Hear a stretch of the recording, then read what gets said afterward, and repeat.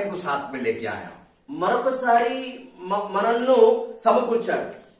फिर एक बार अपना सबको एक आत्मा एक शरीर में जोड़ दिया. మరొకసారి ఒక్క మనసులో ఒక ఆత్మలో మనల్ని కలిపాడు. ये परमेश्वर का कार्य है. ఇది దేవుని యొక్క కార్యం. इसको अनुभव करने को अपने को सीखना है. ఇది గమనించడాన్ని మనం నేర్చుకోవాలి. वही अनुभव कर सकता है जो अपने बुरे स्वभाव पे काम करता है. ఎవరైతే ఆ యొక్క వాళ్ళ సొంత చెడు మీద పని చేస్తారో వాళ్ళే దేవుణ్ణి అర్థం చేసుకుంటారు. ये वापस बोलो.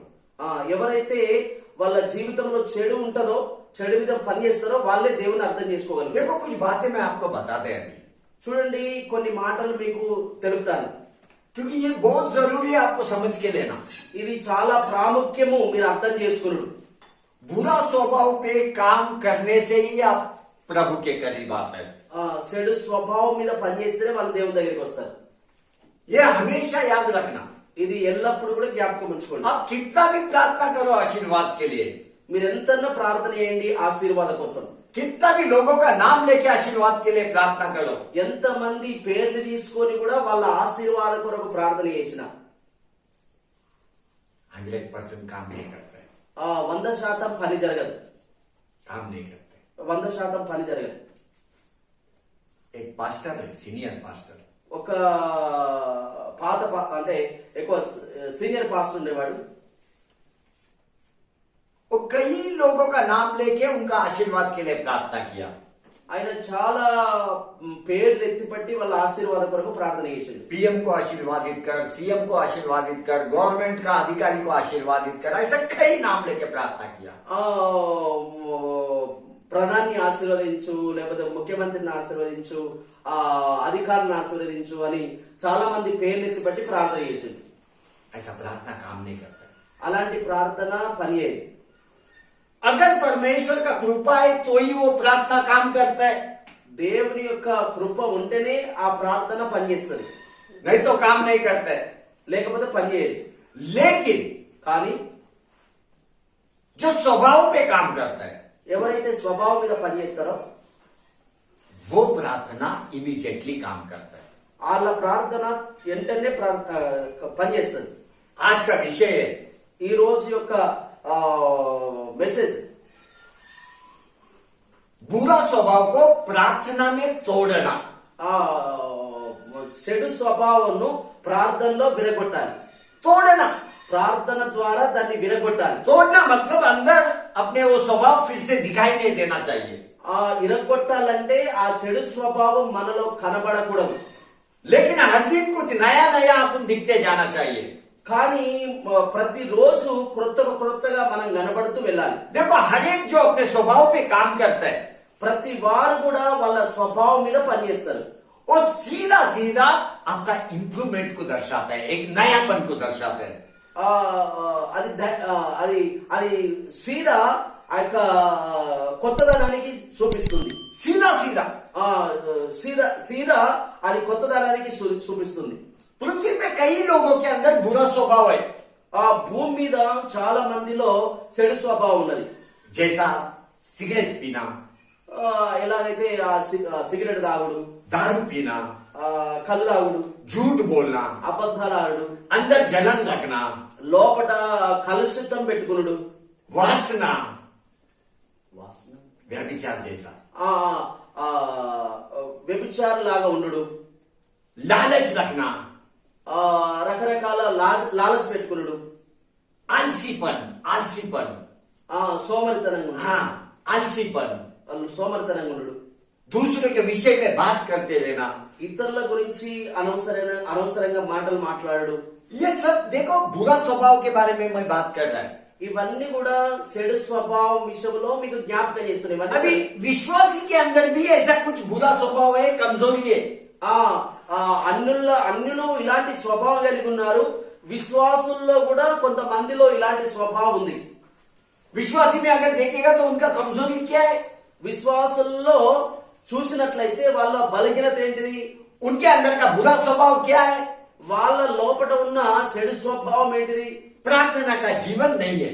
ప్రార్థన జీవితం లేదు, परमेश्वर का भय नहीं है, దేవుని యొక్క భయం లేదు, बाइबल बिल्कुल पढ़ेगा नहीं, బైబిల్ ను అసలు చదవనే చదవరు, कलीसिया का अटेंशन चेक करेगा तो कलीसिया में बराबर आता नहीं, ఆ యొక్క సంఘంలో వాళ్ళ ఆ హాజరు చూసినట్లయితే వాళ్ళు సంఘంలో సరిగా రారు, बराबर नहीं आएगा। సరిగా రారు, इधर ही रुकता नहीं विश्वासी का स्वभाव, ఇక్కడనే ఆగిపోతలేదు విశ్వాసం యొక్క స్వభావం, और भी बुरा स्वभाव भरा हुआ है विश्वासी के अंदर।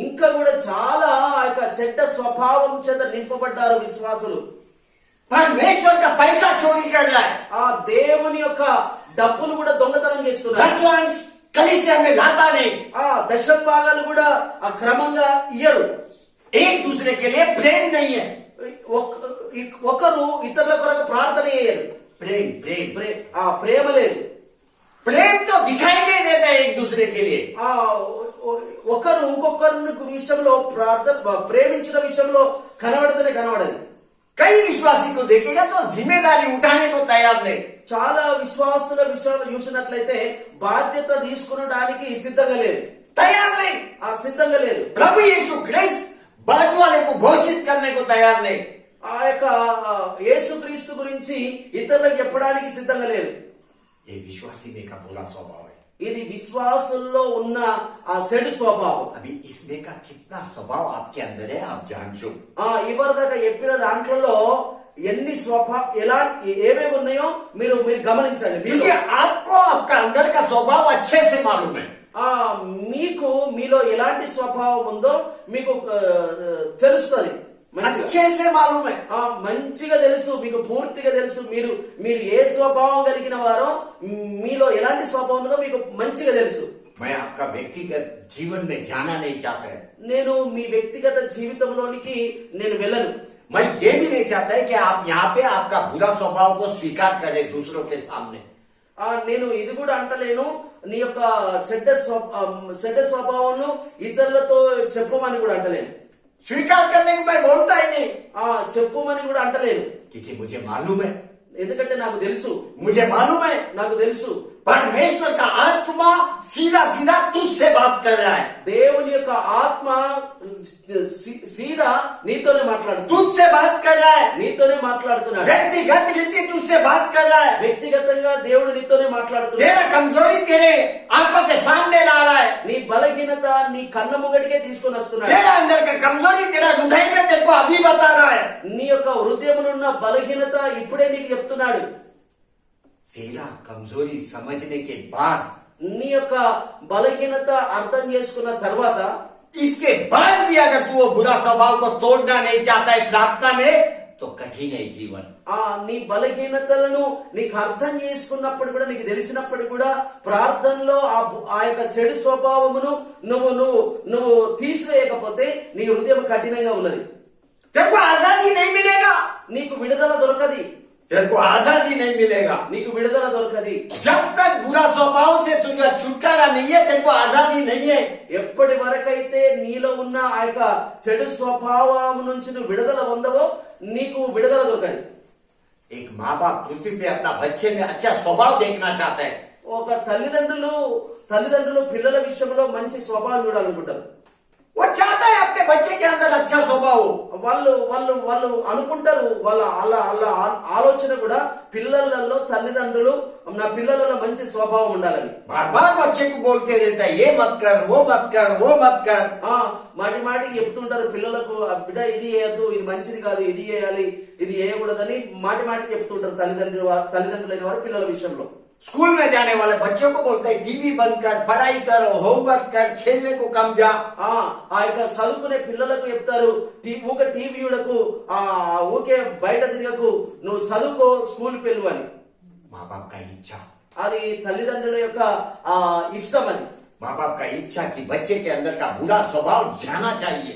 తల్లిదండ్రుల యొక్క ఆశ ఏంటంటే పిల్లల్లో ఉన్న చెడు స్వభావము వెళ్ళిపోవాలని। जाना चाहिए। వెళ్ళిపోవాలని. इतना ही नहीं, तू परमेश्वर से प्रार्थना भी करता है बच्चों के लिए। అంతేకాకుండా ఆ పిల్లల కోసం ప్రార్థన కూడా చేస్తావు. उसका बुरा स्वभाव जाने के लिए तू प्रार्थना करता है। వారిలో ఉన్న చెడు స్వభావం వెళ్ళిపోవడానికి ప్రార్థన చేస్తావు. तू प्रार्थना करता है, प्रभु मेरे बच्चे को समझ बुद्धि ज्ञान दे। నువ్వు ప్రార్థన చేస్తావు, ప్రభువా నా పిల్లలకు బుద్ధి జ్ఞానములు అనుగ్రహించుమని. तेरा इच्छा कि बड़ा होने के बाद एक अच्छा डॉक्टर, एक इंजीनियर, एक ऑफिसर, एक अच्छा व्यवसायिक बने। నీ యొక్క ఆశ ఏంటంటే నా పిల్లలు గొప్ప ఇంజనీర్ గా, ఒక డాక్టర్ గా, లేకపోతే గొప్ప వ్యవసాయకుడిగా ఉండాలని నీ ఆశ. आपको लेके मेरा प्रभु कितना आशा करता होगा। నిన్ను చూసి నీ విషయంలో దేవుడు ఎంత ఆశపడుతున్నాడు కావచ్చు. वो कितना सोचता होगा कि एक अच्छा स्वभाव का मेरा बेटा होना चाहिए।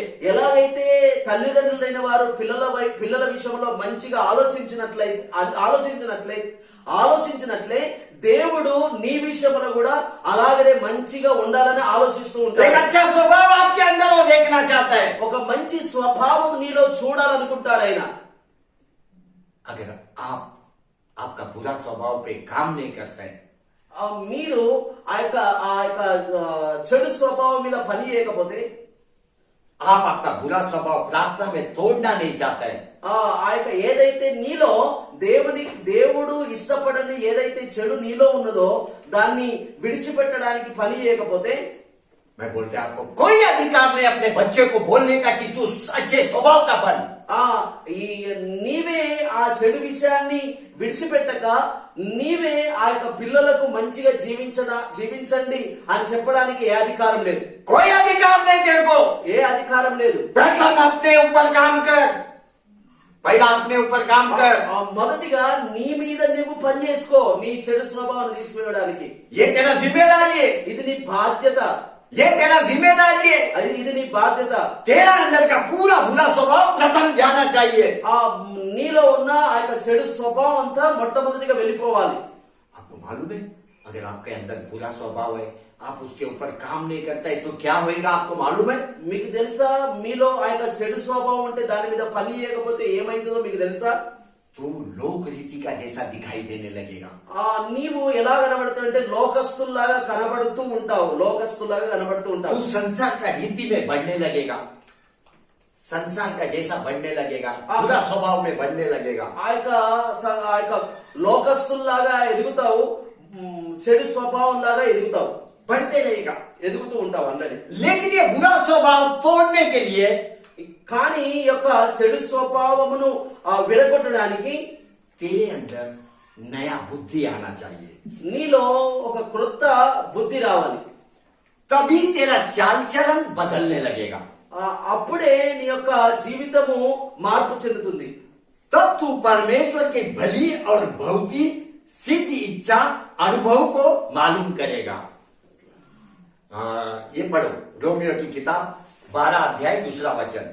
రోమిలకు రాసిన పత్రిక 12వ అధ్యాయం 2వ వచనం पढ़ो, ध्यान से सुनो सब लोग। 12వ అధ్యాయం 2వ వచనం.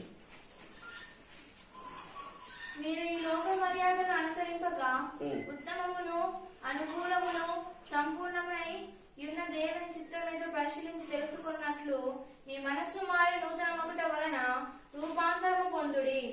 देखो बाइबल में लिखा है, और इस संसार के सदृश्य न बन। బైబిల్లో రాయబడి ఉంది, మీరు ఈ లోక మర్యాదను అనుసరింపక. ये वापस बोलो। మీరు ఈ లోక మర్యాదను అనుసరింపక, परंतु तुम्हारी बुद्धि के नए हो जाने से तुम्हारा चाल चलन भी बदलता जाएगा। ఉత్తమమును అనుకూలమును సంపూర్ణమై ఉన్న దేవుని చిత్తమేదో పరీక్షించి తెలుసుకున్నట్లు మీ మనస్సు మారి నూతన పరుషుల వలన, जिससे तुम परमेश्वर की भली और भौतिक और सिद्ध इच्छा अनुभव से मालूम करते रहोगे। हाँ वही है। మీరు ఈ లోక మర్యాదను అనుసరించక ఉత్తమను అనుకూలమును సంపూర్ణమై ఉన్న దేవుని చిత్తమేదో పరీక్షించి తెలుసుకున్నట్లు మీ మనసు మారి నూతన మొగట వలన రూపాంతరం పొందుడి. बुरा स्वभाव पे काम करेगा तो तू परमेश्वर को अनुभव करेगा। చెడు స్వభావం మీద పని చేస్తే ఆ యొక్క దేవుణ్ణి నువ్వు అర్థం చేసుకుంటావు। अनुभव करेगा। అర్థం చేసుకుంటాం। आपको मालूम है अपना शरीर हमेशा पाप की तरफ आकर्षित होता है। మీకు తెలుసా ఎప్పుడు కూడా మన శరీరము పాపం వైపు ఆకర్షింపబడదు। क्यों? ఎందుకు? ये सवाल है, क्यों? ఎందుకు? ఇది ఇది ఇది ప్రశ్న। शरीर को देखेगा तो हमेशा पृथ्वी के विषय में इच्छा करते रहता है, पृथ्वी की बातों में इच्छा करते रहता है। శరీరమును చూసినట్లయితే ఎల్లప్పుడు కూడా ఆ భూ సంబంధమైన వాటి మీదనే ఇష్టపడుతుంటది, భూ సంబంధమైన వాటి మీదనే ఇష్టపడుతుంటది। देखो अपन एक मनुष्य है, చూడండి మనం మనుషులం, इसलिए अपना ज्यादा इच्छा संसारिक बातों पे लेते हैं। అందుకోసమే మనము ఎక్కువ ఇష్టము లోక సంబంధమైన వాటి మీద ఉంటాయి। ये शरीर होने के कारण इसको प्यास लगता है, भूख लगता है, लालच आता है। ఈ శరీరంను బట్టి మనకు ఆకలి అవుతుంది, ఆ యొక్క దప్పిక అవుతుంది, लालच भी आता है, ग्रीडीनेस, लालच, కావాలా కావాలా కావాలా आशे मांगते, आशा। ఆశ ఉంటది, లోకాశలు। अपना स्वभाव को देखेगा तो नियंत्रण में नहीं लेते, మన స్వభావం చూసినట్లయితే అది స్వాధీనంలో ఉండదు। इसलिए अपना स्वभाव को कुछ नियम दे, शिस्त दे। అందుకోసమే స్వభావానికి ఒక ఒక ఒక ఒక స్వాధీనపరచుకోండి। अपना शरीर को कुछ अनुशासन दे, మన అనుశాసన, रूल्स रेगुलेशन। ఈ శరీరాన్ని క్రమంలో ఉంచండి। हाँ, कुछ क्रमन दे उसको, नियम दे उसको। ఒక శరీరాన్ని ఒక క్రమ పద్ధతిలో ఉంచండి। अगर तू शरीर को नियम देगा तभी तू तेरा बुरा स्वभाव को तोड़ने पाएगा। ఎప్పుడైతే ఈ శరీరానికి క్రమంలో నడిపిస్తావో అప్పుడే శరీర స్వభావాన్ని నువ్వు తొలగించుకుంటావు। अब ये नियम, ये क्रमन का है क्या? అసలు ఈ నియమం అంటే ఏంది, క్రమం అంటే ఏంది? एक अच्छा गुण, अच्छा स्वभाव अपने में लाने का वो दर्शाता है। అది మనలో ఒక మంచి స్వభావం, మంచి లక్షణం తెచ్చుడే అది చూపిస్తుంది। अब जो भी काम करेगा वो एक नियंत्रण में करेगा। అది ఏ పని చేసినా ఒక ఒక ఒక పద్ధతిలో చేస్తావు। प्रथम तेरे स्वभाव के अंदर एक शांतता आएगा। మొట్టమొదటిగా నీలో ఒక శాంతి వస్తుంది। शांतता, तू कुछ भी करेगा ना शांति से करेगा। నువ్వు ఏం చేసినా శాంతితో చేస్తావు। तू कुछ भी करेगा एक धीरज से करेगा। నువ్వు ఏం చేసినా ధైర్యం కొద్ది చేస్తావు। तेरा नियंत्रण तेरे पे रहेगा। నీ యొక్క కంట్రోల్ నీ మీద ఉంటుంది। भारत देश में देखो कुछ नियम है गाड़ी चलाने के लिए, नियम। భారతదేశంలో చూడండి కార్ నడిపించాలంటే ఒక పద్ధతి ఉన్నది। तो भारत देश में कुछ आज्ञा है गाड़ी चलाने के लिए। భారతదేశంలో ఆజ్ఞ ఉన్నది కార్లు నడపాలంటే, బండ్లు నడపాలంటే। 80 किलोमीटर का स्पीड पे खाली हाईवे पे आप जा सकते हैं, एक्सप्रेस हाईवे पे। 80 స్పీడ్ మీద ఆ యొక్క ఎక్స్ప్రెస్ వెళ్ళే రోడ్ మీద పోవచ్చు। 80 लिमिट है, लिमिट నేను అంటున్నా, लिमिट उससे आगे नहीं जा सकता है। 80 స్పీడ్ మీద మాత్రమే పోతాం కానీ దానికన్నా ఎక్కువ పోరాదు। नहीं जा सकता है, ये रूल बोलता है इंडिया का। పోరాదు, దాన్ని ఏమంటారంటే అది ఆజ్ఞ। और ये जो मिटपेली निजामाबाद का रोड है, इस पे ज्यादा से ज्यादा 60 किलोमीटर 40 किलोमीटर में जा सकते हैं। ఈ యొక్క నిజామాబాద్, జగిత్యాల ఈ యొక్క రోడ్ల మీద 60 లేకపోతే 40 లేకపోతే 60 పోవచ్చు। और ये गली में 20 किलोमीटर। ఈ మన రోడ్ ఇళ్లలో ఉండే రోడ్ల మీద 20 స్పీడ్ మీద। देखो ये सब नियम है, ఇదంతా ఒక ఆజ్ఞ। जो ईमानदारी से अपने को लागू करना है अपने जीवन में, పాటించాలి। ఇవన్నీ కూడా ఒక పాటించాలి। 80 किलोमीटर में केवल हाईवे पे जा सकते हैं आप, केवल हाईवे पे। 80 కిలోమీటర్లు కేవలము హైవే రోడ్ మీదనే పోవచ్చు। लेकिन हाईवे पे जाके देखेगा तो 120 किलोमीटर 110 किलोमीटर उसका मन मर्जी का स्पीड में जा रहा है वो। కానీ హైవే మీద 80 స్పీడ్ మీద పోవాల్సింది ఉండగా వాళ్ళు ఎంత స్పీడ్ మీద పోతున్నట్టే, కొంతమంది ఏమో 100 మీద పోతుండ్రు, కొంతమంది మీద 120 మీద పోతుండ్రు, కొంతమంది 140 మీద పోతుండ్రు। వాళ్ళ ఇష్టానుసారంగా వాళ్ళు వెళ్తున్నారు। इसको बोलते हैं नियम को तोड़ना। దీన్ని అంటారు ఆజ్ఞ అతిక్రమించుడు అని। अभी ये नियम को तोड़ा तो उसने अपने जान को कितना खतरा लेके आया। ఆ యొక్క ఆజ్ఞ అతిక్రమిస్తే తన జీవితానికి ఎంత ప్రమాదం తీసుకొచ్చుకున్నాడు. इमरजेंसी में वो कुछ नहीं कर सकता है. అంత ఆ స్పీడ్ లో వెళ్తున్నప్పుడు ఏదన్నా మధ్యలో ఏదన్నా కుక్కనో పందో ఏదన్నా వస్తే అసొంటి టైంలో ఆ యొక్క బండిని ఆ యొక్క కంట్రోల్ చేయలేకపోతాడు, దాన్ని గుద్దుకుంటాడు, ప్రాబ్లం అవుతుంది. नियम को तोड़ना मतलब एक्सीडेंट को आमंत्रित करना. ఆ క్రమమును పాటించకపోవడా అంటే एक्सीडेंट को अपना जीवन में लेके आना. ఆ ప్రమాదాలను మన జీవితంలో తెచ్చుకున్నాడు. ये गांव का रोड पे भी बच्चा लोग इतना फास्ट गाड़ी चलाता है. ఈ పల్లెటూరుల రోడ్డు మీద కూడా యవనస్తులు ఎంత స్పీడ్ గా నడిపిస్తారు. उसका बाइक देखेगा तो 80 किलोमीटर पे चलता है. వాళ్ళ బండ్లు చూసినట్లయితే 80 స్పీడ్ మీద వెళ్తాయి. उसका जीवन रिस्क में है, दूसरे का जीवन भी रिस्क में डालता है. ఆ యవనస్తులు వాళ్ళ జీవితంలో నష్టం కాదు, ఇతర జీవితంలో కూడా నష్టం తెచ్చేవారుగా ఉంటారు. देखो वो नियम अगर पाठ करेगा ना कोई नुकसान नहीं होएगा. ఆ ఆజ్ఞను వాళ్ళు పాటించినట్లయితే వాళ్ళకు నష్టం ఉండదు, వాళ్ళ ద్వారా ఇతరులకు కూడా నష్టం ఉండదు. देखो ये शरीर मट्टी का बनेला है, मट्टी का. చూడండి, ఈ శరీరము మట్టితో చేయబడ్డది. जिस दिन अपन मरेगा वापस मट्टी में जाने वाला है. ఎప్పుడైతే ఒక వ్యక్తి చనిపోతాడో ఆ చనిపోయిన తర్వాత వాళ్ళ శరీరము మట్టిలో కలిసిపోతుంది. ये मट्टी का शरीर होने के कारण सांसारिक बातों के तरफ आकर्षित होता है. ఈ మట్టితో చేయబడ్డది గనుక ఈ శరీరంతో మన శరీరంలో ఉన్నాం గనుక లోక సంబంధమైన దాని వైపు ఈ శరీరం ఆకర్షింపబడుతుంది. बुरी बातों के तरफ आकर्षित होता है. చెడ్డ యొక్క మాటల విషయంలో ఈ శరీరం ఆకర్షింపబడుతుంది. बुरा स्वभाव के तरफ आकर्षित होता है. చెడు స్వభావం వైపు ఆకర్షింపబడుతుంది ఈ శరీరం. अगर ये शरीर को आपको बुरा स्वभाव से बचाना है तो ये शरीर पर कुछ नियम को लागू कर. ఆ యొక్క ఈ శరీరాన్ని ఆ యొక్క చెడు స్వభావం నుండి కాపాడుకోవాలంటే क्रमंक ఆ క్రమమును పాటించండి. ये शरीर को कुछ क्रमांक दे, ఈ శరీరాన్ని క్రమంలో ఉంచండి. तभी तू लंबा जीवन जिएगा. लंबा అప్పుడే ఆ ఆయుష్ అడుగుతుంది. एक स्वस्थ जीवन तू जिएगा. ఒక మంచి జీవితం జీవిస్తావు. आपको मालूम है बाइबल बोलता है మీకు తెలుసా, బైబిల్ చెప్తుంది इस संसार के सादृश्य न बनो. रोमियो की किताब में जो लिखा है 12 में, इस संसार के सादृश्य न बनो. ఈ యొక్క లోక సంబంధమైన విషయంలో బట్టి దుష్టులుగా మారకు. देखो अगर आपको संसार का लोगों का जैसा बनना नहीं है तुझे क्या करना है. చూడండి, లోకానుసారులుగా ఉండకుండా ఉండాలంటే ఏం చేయాలి? क्या करना है. ఏం చేయాలి? तेरा बुद्धि हर दिन नया होते जाना है. నీ యొక్క బుద్ధి ప్రతిరోజు కొత్తదిగా మలచబడాలి. देखो बुद्धि बढ़ाने के लिए बच्चों का मैं यूट्यूब पे डेली हैबिट करके मैसेज डालते रहता है. ఆ యొక్క స్వభావము ఆ యొక్క మంచిగా ఉండాలని ఆ యొక్క నేను యూట్యూబ్ లో ప్రతిరోజు ఆ యొక్క వర్తమానాలు పంపిస్తాను. 5 मिनट 6 मिनट का अच्छा स्वभाव का मैसेज डालता है. 5 నిమిషాలు 6 నిమిషాలు మంచి స్వభావ విషయంలో నేను బోధిస్తూ ఉంటాను. యూట్యూబ్ లో పెడతా, ఫోన్ లో. हफ्ता में 2 बार डालता है. వారంలో 2 సార్లు నేను పెడుతూ ఉంటా యూట్యూబ్ లో. क्योंकि मैं चाहता है ये बच्चों का बुद्धि हर दिन नया होना चाहिए.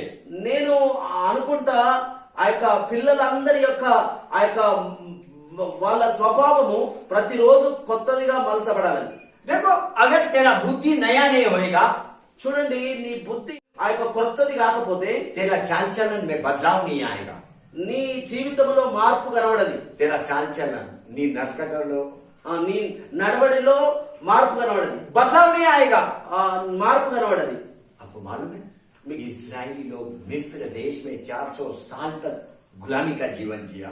మీకు తెలుసా, ఇజ్రాయేలీలు ఐగుప్తు దేశంలో 400 సంవత్సరాలు బానిసత్వంగా జీవించారు. उनका जीवन को देखेगा तो बंधन में. వాళ్ళ జీవితం చూసినట్లయితే వాళ్ళు బంధించబడి ఉన్నారు. उनका जीवन को देखेगा तो भयंकर. వాళ్ళ జీవితం చూసినట్లయితే భయంకరమైన స్థితిలో ఉన్నారు. उनका परिस्थिति देखेगा तो केवल दूसरे के लिए काम कर रहा है. వాళ్ళ జీవితంలో చూసినట్లయితే వారు ఇతరుల కొరకు పని చేస్తున్నారు. केवल दूसरे के लिए. ఇతరుల కోసం పని చేస్తున్నారు. फरो राजा के लिए हर दिन ईंट बना रहा है. ईंट. ఫరో రాజు కొరకు ప్రతిరోజు ఇటుకలు తయారు చేస్తున్నారు. वही काम. అదే పరిగెత్తున్నారు. ताकि फारो राजा बड़ा बड़ा बिल्डिंग बनाए, पिरामिड्स बनाए। ఆ ఫరో రాజు పెద్ద పెద్ద బిల్డింగ్లు కడుతున్నాడు, పిరమిడ్లు కడుతున్నాడు వాళ్ళ ద్వారా. एक शब्द में बोलेगा तो इजरायली लोग उनका हाथ में गुलाम है, गुलाम। ఒక్క మాటలో చెప్పాలనుకుంటే ఇజ్రాయేలీలు వాళ్ళ చేతిలో బానిసత్వాలుగా ఉన్నారు. और इजराइल का परिस्थिति वहां पे देखेगा तो मिस्र देश का मच्छी, अदरक, लहसुन, बस यही खाने का। ఐగుప్తు దేశంలో ఆ యొక్క వాళ్ళ వాళ్ళ వాళ్ళ తిండి ఏంటంటే ఆ యొక్క అల్లం, లేకపోతే ఆ యొక్క ఏదంటే కొత్తిమీర ప్లస్ చేపలు. दूसरों के लिए काम करके खाने के लिए वो लोग बिजी है। ఇతరుల కొరకు పని చేసి తినే విషయంలో వాళ్ళు ఎక్కువగా సమయం గడుపుతున్నారు. बिजी है। వాళ్ళు సమయం గడుపుతున్నారు. ये कौन सा जीवन है? ఇదేం జీవితం? हृदय में देखेगा तो आनंद नहीं है, హృదయములు చూసినట్లయితే సంతోషం లేదు. हृदय में देखेगा तो शांति नहीं है, హృదయములు చూసినట్లయితే సంతోషం లేదు. परिवार में देखेगा तो एक स्थिरता नहीं है, కుటుంబములు చూసినట్లయితే స్థిరత్వం లేదు. उनका परिस्थिति देखेगा तो परमेश्वर से जुड़ा हुआ नहीं है। వాళ్ళ పరిస్థితిని చూసినట్లయితే దేవునితో సంబంధం లేదు. एक शब्द में शैतान के हाथ में गुलाम है, गुलाम। ఆ ఒక్క మాటలో చూసినట్లయితే సైతాని యొక్క చేతిలో వాళ్ళు బానిసత్వాలుగా ఉన్నారు. केवल गुलाम। వాళ్ళు కేవలం ఆ యొక్క బానిసత్వాలుగా ఉన్నారు. ये जीवन वो लोग जी रहा था। ఆ జీవితం వాళ్ళు జీవిస్తున్నారు. ये परिस्थिति क्यों है इजरायली लोगों का? ఇలాంటి పరిస్థితి ఎందుకున్నది ఇజ్రాయెల్ ప్రజలకు? क्योंकि अपने जीवन पे कोई क्रम को लागू नहीं किया।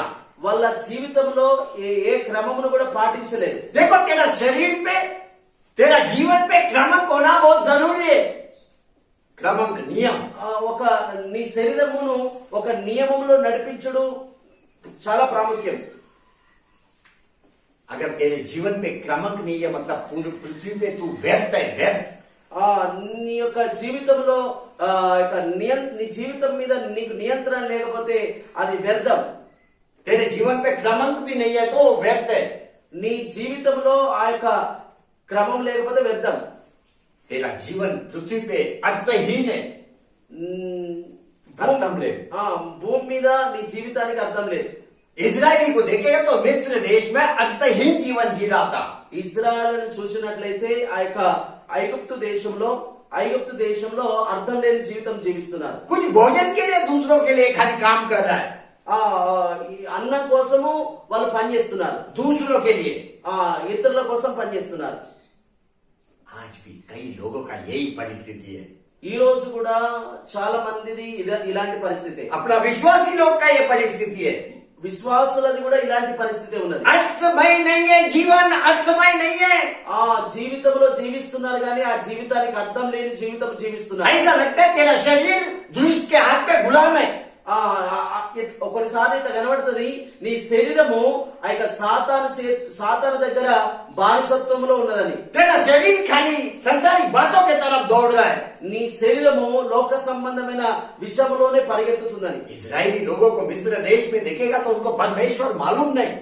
ఈ ఇజ్రాయెల్ చూసినట్లయితే ఆ యొక్క ఫిలిస్తీన్ల ఆ యొక్క ఐగుప్తు దేశంలో దేవుని గురించి తెలదాలకు ఇజ్రాయెల్ किसको प्रार्थना करेगा वो लोग?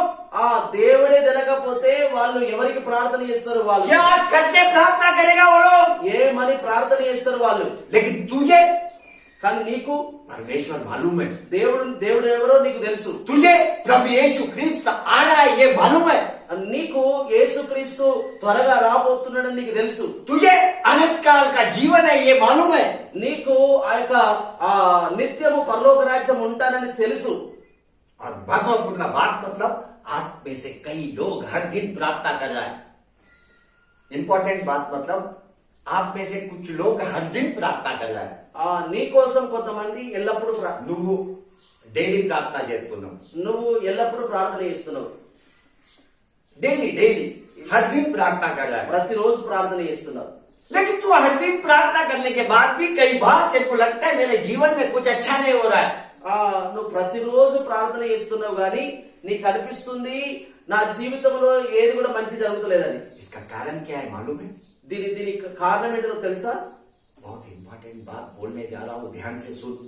చాలా ప్రాముఖ్యమైన మాట చెప్పబోతున్నాను, జాగ్రత్తగా వినండి. तू प्रार्थना कर रहा है, तेरे जीवन में कुछ अच्छा नहीं लग रहा है। నువ్వు ప్రార్థన చేస్తున్నావు కానీ నీ జీవితంలో మంచి అనిపిస్తలేదు. इसका एक कारण है, దీనికి ఒక కారణం ఉన్నది. तेरा प्रार्थना में जाने से पहला अपना स्वभाव को जांच. నువ్వు ప్రార్థనకు వెళ్ళకన్నా ముందు నీ స్వభావమును నువ్వు అర్థం చేసుకో. तेरा स्वभाव बहुत ही महत्वपूर्ण है प्रार्थना में. నీ యొక్క స్వభావము చాలా ప్రాముఖ్యము ప్రార్థనలో. स्वभाव मतलब कौन सा जीवन तू जी रहा है. స్వభావం అంటే ఎలాంటి జీవితం జీవిస్తున్నావు. तेरा जीवन क्या परमेश्वर को स्वीकार है. నీ జీవితం దేవుడు అంగీకరిస్తున్నాడా. तेरे अंदर का कमजोरी को जांच. నీలో ఉన్న ఆ బలహీనతను అర్థం చేసుకో. देखो कमजोरी मनुष्य के हृदय में छुपा हुआ रहता है. నీలో ఉన్న బలహీనత ఆ యొక్క దాగి ఉంటది, हृदय में छुपा हुआ रहता है. హృదయంలో దాక్కుని ఉంటది. भाई बोलते हैं आज कई विश्वासी के अंदर कई कमजोरी छुपा हुआ है. నేను అంటున్నాను చాలా మంది విశ్వాసుల్లో చాలా ఆ యొక్క బలహీనతలు దాగి ఉన్నాయి. वो बुरा स्वभाव है. అది చెడు స్వభావం. ये बुरा स्वभाव आप में से जाना बहुत जरूरी है. ఈ చెడు స్వభావము మీలో నుండి వెళ్ళిపోవడం అది చాలా అవసరం.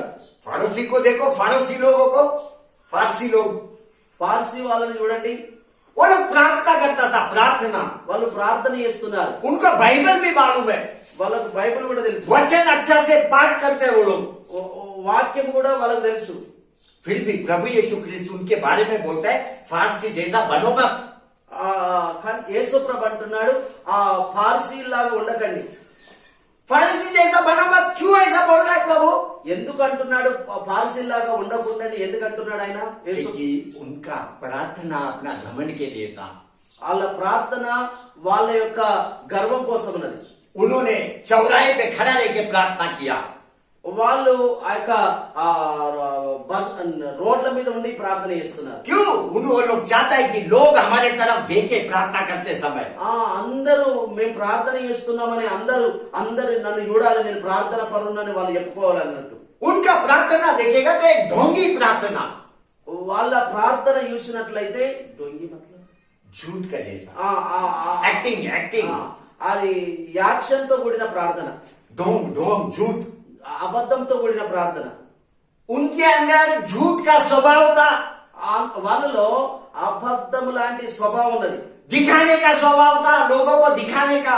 ప్రజలకు కనబడేటట్టు నటన జీవితం. प्रार्थना क्यों करते हैं अपन. ప్రార్థన మనం ఎందుకోసం చేస్తున్నాం? परमेश्वर को खोजने के लिए. ఆ దేవుణ్ణి వెతకడానికి, अपना जरूरत परमेश्वर से मांगने के लिए. మన అవసరతలు దేవుని చెప్పడానికి, और परमेश्वर से बहुमत प्राप्त करने के लिए. ఆ దేవుని దగ్గర నుంచి బహుమతులు పొందుకోవడానికి. लेकिन ये फारूसी लोग, కానీ ఈ పారసీయులు परमेश्वर से उनको कुछ नहीं चाहिए. దేవుని దగ్గర నుంచి వారికి ఏం అవసరం లేదు. परमेश्वर से उनको बहुमत नहीं चाहिए. దేవుని దగ్గర నుంచి వారికి బహుమతులు అవసరం లేదు. उनका इच्छा प्रार्थना में लोग उनके तरफ देखे.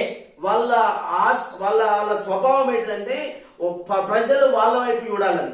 अभी लोग उनके तरफ देखेगा तो परमेश्वर से बहुमत कैसा आएगा.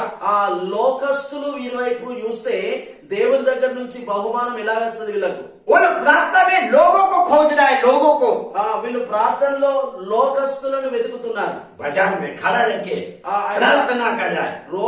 రోడ్ మీద ఆ 4 మూలలున్న కాడ నిలబడి వాళ్ళు ప్రార్థన చేస్తున్నారు. फारूसी के अंदर कोई क्रमांक नहीं है. పరిసేళ్లలో ఎలాంటి క్రమం లేదు.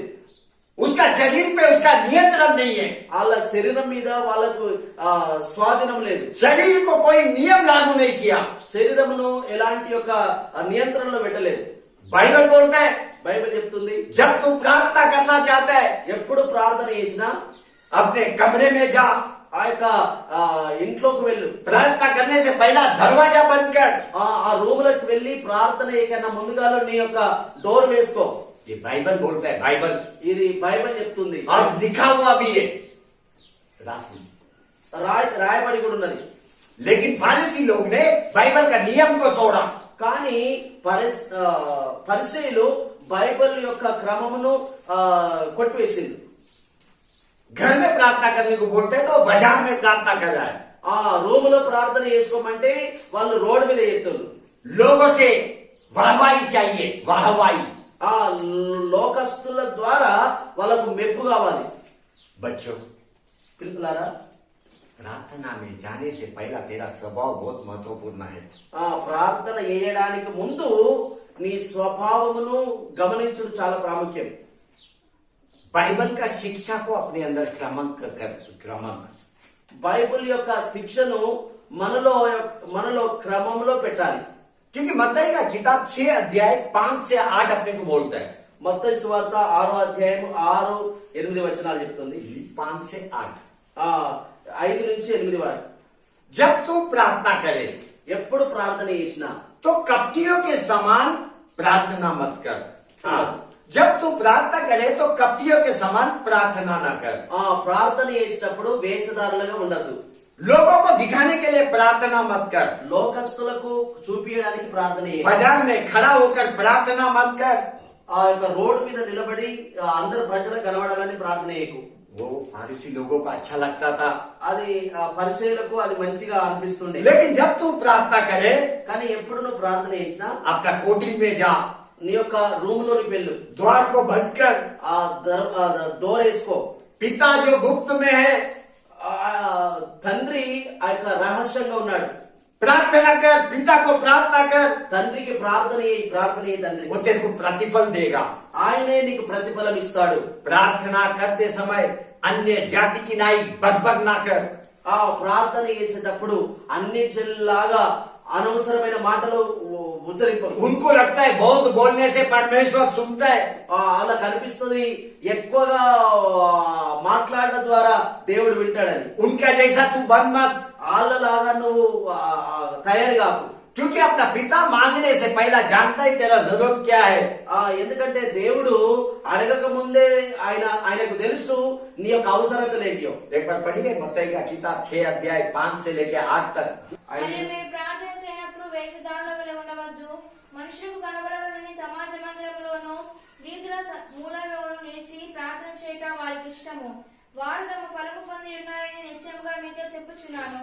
నువ్వు ప్రార్థన చేయనప్పుడు నీ గదిలోనికి వెళ్లి తలుపు వేసి రహస్యమందున నీ తండ్రికి ప్రార్థన చేయము. అప్పుడు రహస్యమందు చూచి నీ తండ్రి నీకు ప్రతిఫలం ఇచ్చును. మరియు మీరు ప్రార్థన చేయనప్పుడు అన్ని జనుల వలె వ్యర్థమైన మాటలను వచింపవద్దు. విస్తారించే మాటలాడడం వలన తమ మనవి వినబడనని వారు తలంచుచున్నారు. जैसे गाड़ी चलाने के लिए कुछ नियम है, ఏదైనా బండి నడపాలంటే ఒక పద్ధతి ఉంది. ऐसा ही प्रार्थना करने के लिए कुछ नियम है।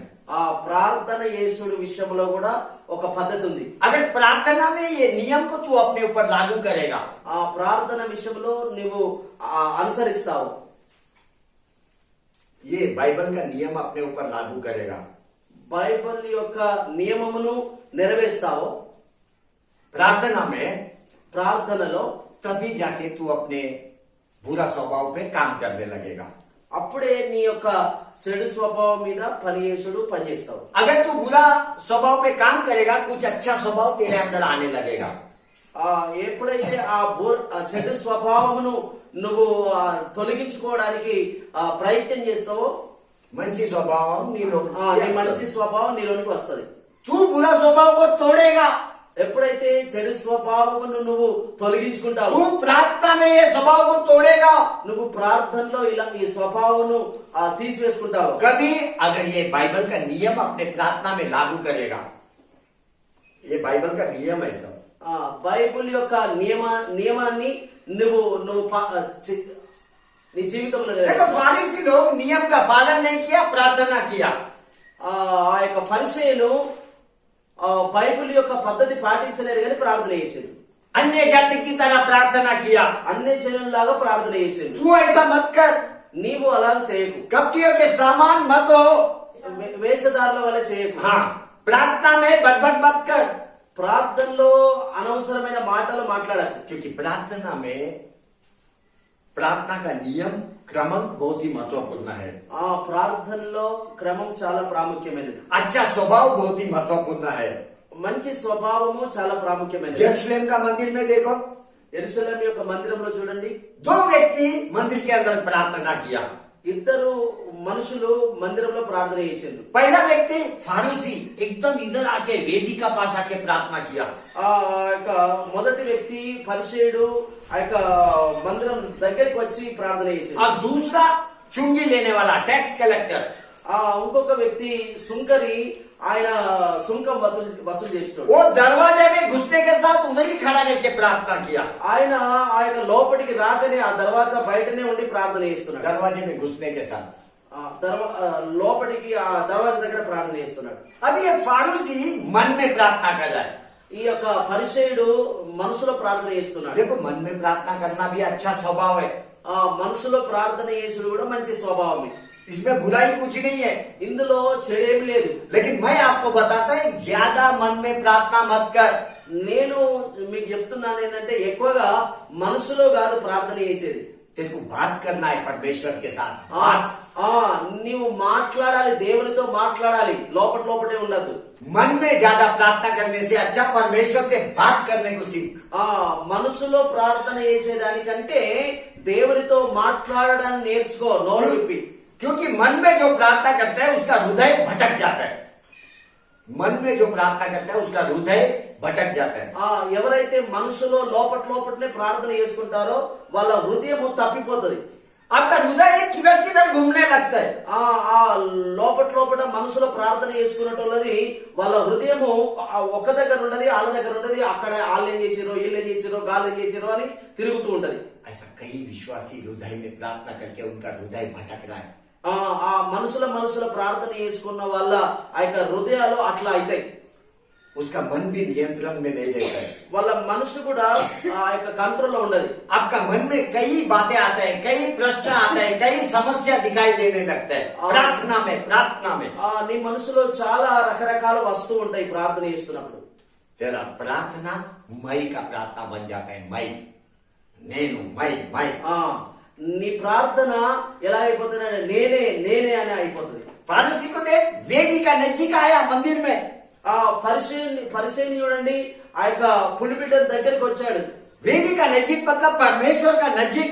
ఆ పులిపీఠం దగ్గరికి అంటే దేవుని దగ్గరికి వచ్చాడు. वो मन में खड़ा रह के प्रार्थना कर रहा है। ఆయన మనసులో నిలబడి ఉండి ప్రార్థన చేస్తున్నాడు. लूक 18:11-12 में वो खड़ा रह के प्रार्थना कर रहा है। లూకాసు వార్త 18వ అధ్యాయము 11 और 12 वचन में 11-12 వచనంలో ప్రార్థన చేస్తున్నాడు. वो बोला, हे परमेश्वर, ఆయన అంటున్నాడు, ఓ దేవా, मैं तेरा धन्यवाद करता हूँ నీకు వందనాలు చెల్లిస్తున్నాను. कि मैं నేను और मनुष्य की नाई अंधेर करने वाला नहीं, ఈ మనుషుల్లాగా నేను లేనందుకు, मैं अन्यायी नहीं, నేను అన్యాయం చేసేవాడు లేదు, मैं व्यभिचारी नहीं, నేను వ్యభిచారిని కాదు, और ना ही चुंगी लेने वाले के समान हूँ।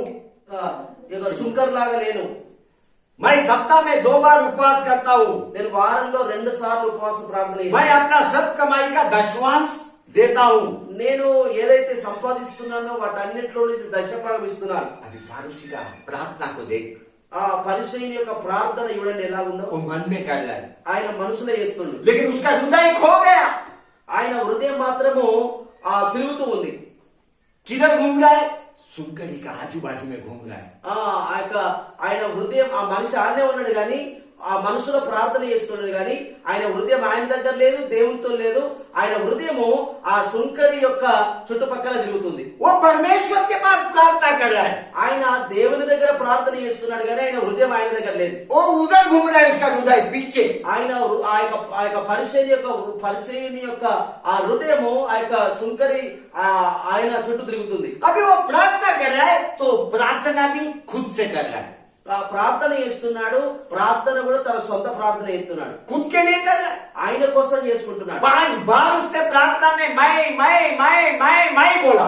ఆ ప్రార్థనలో ఆయన నేను అని 5 సార్లు ఆయన చేసే ప్రార్థన చేసుకుంటున్నాడు. लूक 18:11 और 12 वचन पढ़िए, कितना बार मैं बोला। పరిచయులు నిలవబడి, దేవా, నేను చోరులను, అన్యాయస్తులను, వ్యభిచారులనైనా ఇతర మనుషుల వలనైనను ఈ సుంకరి వలనైనను ఉండనందుకు నీకు కృతజ్ఞతాస్తుతులు చెల్లించుచున్నాను. వారమునకు 2 మార్లు ఉపవాసము చేయొచ్చు నా సంపద అంతటిలో 10వ వంతు చెల్లించుచున్నానని తనలో తాను ప్రార్థించుచుండెను. देखो, हिंदी में 5 बार मैं है।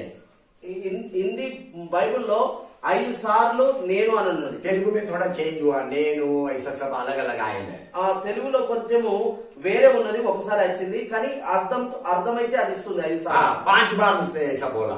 5 సార్లు అర్థం ఇస్తుంది కానీ నేనని రాయబడలేదు, ఒకసారి రాయబడదు. बच्चों, పిల్లలారా, अगर प्रार्थना में आपने आपका हृदय को खो दिया, इसका मतलब ये आपका कमजोरी है। आपका हृदय दूसरा जगह भटकता है, इसका मतलब वो आपका कमजोरी है। నీ హృదయం వేరే దానికి పోతే నువ్వు బలహీనతలో ఉన్నావు. प्रार्थना में तेरा हृदय दूसरा जगह गया मतलब तू कमजोर है। ఆ ప్రార్థనలో నీ మనసు వేరే దగ్గరికి వెళ్ళిందంటే నువ్వు బలహీనంగా ఉన్నావు. ये बुरा स्वभाव है। ఇది చెడ్డ స్వభావం. इसका मतलब है तू अपना स्वार्थी प्रार्थना कर रहा है। దీని అర్థం ఏంటంటే నీ యొక్క స్వార్థం ప్రార్థన చేస్తున్నావు. ये प्रार्थना अर्थमय है, ఈ ప్రార్థన मीनिंग नहीं है उसको। ఈ ప్రార్థన ద్వారా ఏం ప్రయోజనం లేదు నీకు. क्योंकि फारूस ने अपना प्रार्थना में खुद को सर्टिफिकेट दिया। ఆ యొక్క పరిచయుడు ప్రార్థనలో తనకు తానే మెచ్చుకుంటున్నాడు. हाँ, वो बोला और मनुष्य की नाई मैं अंधेर करने वाला नहीं, ఈయనలాగా నేను అన్యాయస్తుని కాదు, मैं दशवांश देने वाला हूँ, నేను దశంభాగం ఇచ్చేవాడిని, मैं अन्यायी नहीं, నేను అన్యాయస్తుని కాదు, मैं व्यभिचारी नहीं, నేను వ్యభిచారిని కాదు, मैं वो चुंगी लेने वाला मनुष्य जैसा नहीं, चुंगी लेने वाला टैक्स लेने वाला उसका जैसा नहीं है मैं। సుంకర్ లాగా నేను లేను. देखो ये फारूसी को देखेगा तो मन में ये सब प्रार्थना कर रहा है, मन में ఈ పరిచయని చూసినట్లయితే మనసులో ఈ ప్రార్థన చేసుకుంటున్నాడు. वो अपना महिमा गौरव कर रहा है मन के अंदर। ఆయన మనసులో ఆయనకైననే మహిమ గౌరవం ఆయనకైననే చెప్పుకుంటున్నాడు, खुद का गौरव कर रहा है, ఆయనకైననే చెప్పుకుంటున్నాడు. सर्टिफिकेट पे सर्टिफिकेट पास सर्टिफिकेट दिया खुद को। ఆ యొక్క 5 సర్టిఫికెట్లు ఆయనకైననే పాస్ అయినట్టు ఇచ్చుకున్నాడు, ఆయనకైనా రాసుకొని. ये उसका परिस्थिति है। ఇది ఆయన పరిస్థితి. लेकिन आज का विश्वासी का परिस्थिति और भी भयंकर हो गया है। ఈ రోజులలో విశ్వాసుల యొక్క పరిస్థితి ఇంకా భయంకరంగా ఉన్నది. वो तो कम से कम मन में महिमा किया, ఆయనైతే మనసులో మహిమ పరుచుకున్నాడు, लेकिन आज का विश्वासी मुंह से बोल के जाके खुद का महिमा कर रहा है। ఈ రోజులలో విశ్వాసులు నోటితో ఎప్పుకొని వాళ్ళు తమను తాము గొప్ప చేసుకుంటున్నారు. दूसरे को जाके बताता है मैंने ऐसा किया, मैंने वैसा किया। వేరొళ్ళ దగ్గరికి వెళ్లి చెప్తుంటున్నారు, నేను అది చేసినా, ఇట్లా చేసినా, అట్లా చేసినా. मैं मेरा पास्टर को दशवांश देता है, నేను మా పాస్టర్ కు నేను దశభాగం ఇస్తున్నాను, అంత ఇచ్చుకోలేదు. कलीसिया में मैं नहीं है तो स्तुति आराधना होता नहीं। నేను సంఘంలో నేను లేకపోతే అసలు స్తుతి ఆరాధన జరగదని. ये सब घमंड विश्वास के अंदर देखने को मिल रहा है। ఇవన్నీ కూడా విశ్వాసుల్లో గర్వంతో కూడిన మాటలు కనబడుతుంటున్నాయి, दिख रहा है కనబడుతున్నాయి. मेरा ही बिना आराधना होता नहीं। నేను లేకపోతే ఆరాధన జరగదు. विश्वासी के अंदर ये सब बुरा स्वभाव है। విశ్వాసులో ఇది చెడ్డ స్వభావం. ये सब प्रार्थना में आपको तोड़ना है। ఇది ప్రార్థనలో దీన్ని తొలగించుకోవాలి. तू अविश्वासी नहीं है, నీవు అన్యురాలు కాదు. तू बकबक करने का प्रार्थना मत कर, నువ్వు ప్రార్థనలో అనవసరమైన మాటలు ఉచ్చరింపకూడదు. तू स्वार्थी प्रार्थना मत कर, నువ్వు స్వార్థముతో కూడిన ప్రార్థన చేయకూడదు. अपने आप को सर्टिफिकेट मत दे। నీకు నువ్వే మెచ్చుకోకు. सावधान ले, सावधान, जागरूकता ఉండు, జాగ్రత్తగా ఉండు. शरीर को कुछ नियम दे, ఆ శరీరాన్ని నీ యొక్క స్వాధీనంలో ఉంచుకో. लोगों को दिखाने के लिए प्रार्थना मत कर, లోకస్తులకు కనబడేటట్లు ప్రార్థన చేయకు. लोगों को दिखाने के लिए धर्म का कार्य मत कर। లోకస్తులకు కనబడేటట్టు దాన ధర్మాలు చేయకు. जब तू दान करे ఎప్పుడైతే నువ్వు దానం చేస్తావో तुरई मत बजा, ఆ యొక్క డప్పు కొట్టి చెప్పకు, मत बजा। చెప్పకు. बाइबल बोलता है బైబిల్ చెప్తుంది, जो दान तेरे दाहिने हाथ करता है उसे तेरा बायां हाथ को मालूम होने मत दे। నీ యొక్క కుడి చేతి చేసిన ఆ యొక్క ధర్మం నీ ఎడమ చేతికి తెలియకూడదు. बाइबल बोलता है तेरा दान गुप्त रहने दे, गुप्त। నీ యొక్క ఆ యొక్క నువ్వు చేసిన ధర్మము రహస్యంగా ఉండని అని. लेकिन आज क्या हुआ, కానీ ఈ రోజులలో ఏమైతుంది, जो कुछ भी तू अच्छा काम कर रहा है, दान कर रहा है, ఏదైతే మంచి కార్యం చేస్తున్నావో, ధర్మాన్ని చేస్తున్నావో, दूसरों के लिए अच्छा अच्छा काम कर रहा है, ఏ ఇతరుల కొరకు మంచి మంచి పనులు చేస్తున్నావో, सीक्रेट नहीं है, అది దాస్తలేము. सीक्रेट नहीं है। దాన్ని దాస్తలేరు. वो बात तेरे और परमेश्वर के बीच में नहीं है। అది నీకు దేవుని మధ్యలో ఉండలేదు. पूरा पब्लिक में आ गया। మొత్తం మనుషులందరికీ తెలిసేటట్టు ప్రచారం అవుతుంది. तू अच्छे काम किएगा, तेरा परिवार को मालूम पड़ा, आजू बाजू वाले को मालूम पड़ा। నువ్వు మంచి పని చేసింది నీ కుటుంబస్తులకు తెలిసింది, నీ కుటుంబ పక్కపంటి వారికి తెలిసింది, అందరికీ తెలిసింది. तेरा दोस्तों को मालूम पड़ा। నీ యొక్క స్నేహితులకు తెలిసింది. इतना ही नहीं, तू हाई स्पीड टेक्नोलॉजी यूज कर रहा है। हाई स्पीड ఇంతేకాదు टेक्नोलॉजी यूज कर रहा है। హై స్పీడ్ టెక్నాలజీ మీరు వాడుతున్నారు. फोन निकाल के फोन लगा के तुरंत बता देता है। हाँ। High speed technology. High speed అంటే ఇప్పుడు ఫోన్ కన్నా స్పీడ్ ఏదైనా పోతుందా? ఫ్లైట్ పోదు, బస్సు పోదు, బండి పోదు, ఏది పోదు. వెంటనే ఫోన్ చేసా నేను ఇది చేసినా గది చేసినా ఫోన్ లోనే చెప్పేస్తున్నావు. దుబాయ్ కి, మస్కట్ కు, లేకపోతే అమెరికాకు, లండన్ కు. वो फोन लगेगा नहीं तो तेरा पेट दुखता है। ఆ ఫోన్ కలగపోతే నీ కడుపు నొత్తది, बहुत दुखता है। బాగా నొత్తది. और ये सत्य परिस्थिति है। ఇది నిజమైన మాట. तेरा अच्छा काम पब्लिक में गया, నీ మంచి యొక్క విషయం ప్రజల్లోకి వెళ్ళింది. बाइबल बोलता है బైబిల్ అంటుంది तेरा अच्छा काम जो गुप्त में किया गया, నీ మంచి పని రహస్యంగా చేసి చేయబడ్డలో अपना पिता जो गुप्त में है నీ తండ్రి రహస్యమందున్నాడు. वो तेरे को प्रतिफल देगा। రహస్యమందు చూచుచున్న తండ్రి నీకు ప్రతిఫలం ఇస్తాడు. लेकिन आज परमेश्वर का प्रतिफल मिल रहा है? కానీ ఈ రోజులలో ఆ యొక్క దేవుడి యొక్క ప్రతిఫలం దొరుకుతుందా? नहीं मिल रहा है। దొరుకుతలేదు. क्यों नहीं मिल रहा है? ఎందుకు దొరుకుతలేదు దేవుడి యొక్క ప్రతిఫలం? क्योंकि तूने तुरई बजा दिया।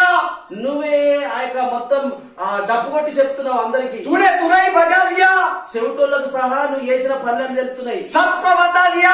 అందరికి తెలిసిపోతుంది. जो बहरा है उसके भी कान में जोर से बोला तू। చెవులు వినబడిన వాళ్ళకు కూడా మొత్తం నువ్వు చెవులలో వినబడేటట్టు చెప్పెత్తున్నావు. बोला तूने। నువ్వు చెప్పినావు. ऐसा लोग है, అలాంటి వ్యక్తులు కూడా ఉన్నారు कुछ చెవిటోళ్ళు. लोग है जो अच्छा संबंध किसी के लिए लेके आएगा।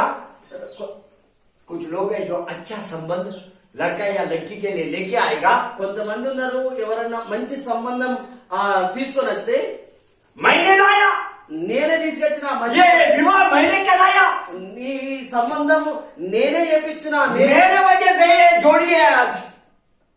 నా కారణం నుంచే ఈ జోడి ఉంది। నేను యేసుల ద్వారానే వీళ్ళు మంచి పెళ్లి అయింది. सबको बोलता है। మొత్తం మందికి చెప్పేస్తాం. ఇక పెళ్లికి వచ్చిన వాళ్ళందరికీ ఇదే పని. అందరికి పెళ్లి జరుగుతుంటే వీళ్ళందరూ చెప్పుడు మీద ఉంటారు అన్నట్టు. उसका ढोल चालू रहता है। పెళ్లి అవుతుంది, ఆయన డబ్బులు సుగర్ ఆ పెళ్లి అవుతుంటే ఈ వీళ్ళ పని చేసుకుంటారు ఇక అందరికి చెప్పుడు మీద. मेरे को मालूम है तेरा काम अच्छा है, నాకు తెలుసు నీ పని మంచిదని. लेकिन दूसरे को बोलने से परमेश्वर का आने वाला आशीर्वाद को तूने रोक दिया। ఇతరులకు చెప్పడం ద్వారా దేవుని దగ్గర నుంచే ఒక ప్రతిఫలం మనం ఆపుకుంటున్నాం. क्योंकि परमेश्वर का प्रतिफल केवल बात गुप्त रहने से आता है। దేవుని దగ్గర నుంచి వచ్చే ప్రతిఫలము ఆ యొక్క మాటను రహస్యంగా ఉంచడం ద్వారా వస్తుంది. देखो तेरा अच्छा काम दूसरे के लिए एक दान है, दान। నీ మంచి పని ఇతరుల కోసం ఒక దానం. तेरा दान गुप्त में लेना चाहिए, गुप्त में। నువ్వు వేసిన ఆ యొక్క దాన ధర్మాలు రహస్యంగా ఉండాలి. ఆళ్ళకిళ్ళకి చెప్పద్దు. ఆ యొక్క పరలోకపు తండ్రి మాత్రమే చూసేటట్టు నీ దాన ధర్మాలు ఉండాలి. అందరికి చెప్పేదానిగా ఉండకూడదు. पिता जो गुप्त में देखता है वो प्रतिफल देगा। ఆ రహస్యమందున్న తండ్రి ఆయన ప్రతిఫలం ఇస్తాడు చూసే దేవుడు. मत्ती का किताब 6 अध्याय 4 वचन पढ़ो। మత్తయి సువార్త 6వ అధ్యాయం 4వ వచనం చదవండి. మత్తయి సువార్త. అట్లయితే రహస్యమందు చూచి నీ తండ్రి నీకు ప్రతిఫలం ఇచ్చును. आज अनजाने में कई लोग परमेश्वर का आशीर्वाद को खो रहा है। చాలా మంది దేవుని యొక్క ఆశీర్వాదాన్ని పోగొట్టుకుంటున్నారు. क्यों? ఎందుకు? क्योंकि बाइबल का नियम उनको मालूम नहीं। ఎందుకంటే బైబిల్ యొక్క క్రమము పద్ధతి వాళ్ళు తెలుసుకుంటలేరు. बाइबल का कुछ नियम अपने शरीर पे लागू कर। ఆ బైబిల్ యొక్క ఆ యొక్క క్రమాన్ని ఈ శరీరం మీద పాటించు. संसार के सादृश्य न बन। ఆ యొక్క లోక సంబంధిగా గాకు. तेरा बुद्धि हर दिन नया होने दे। నీ యొక్క బుద్ధి ప్రతిరోజు క్రొత్తది గాని. हर दिन तेरे शरीर में कुछ अच्छा स्वभाव आने दे। ప్రతిరోజు నీ శరీరంలో ఒక కొత్త స్వభావం రాని, बुरा स्वभाव पे काम कर, ఆ చెడు స్వభావాన్ని విడిచిపెట్టడానికి ప్రయత్నం చేయి. बुरा स्वभाव को अपने जीवन से निकाल दे. చెడు స్వభావం నీ శరీరంలో నుంచి తీసివేయి. तेरा चाल चलन बदलने लगेगा.